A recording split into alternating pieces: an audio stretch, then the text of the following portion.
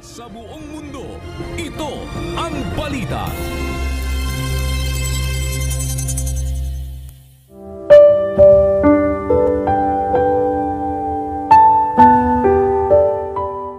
Narito, ang kanyang kaluluwa ay nagpapalalo, hindi tapat sa kanya, ngunit ang ganap ay mabubuhay sa pamamagitan ng kanyang pananampalataya.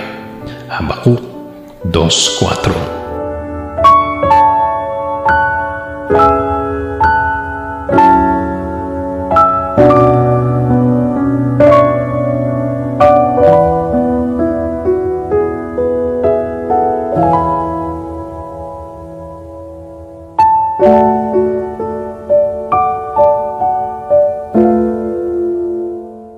Tangalan ni Kuya Daniel Rason, ako si Bernard Dadis. At ito sa UNTV, Diyos ang aming sandigan, serbisyo publiko ang aming pinahalagahan. Magandang tanghali.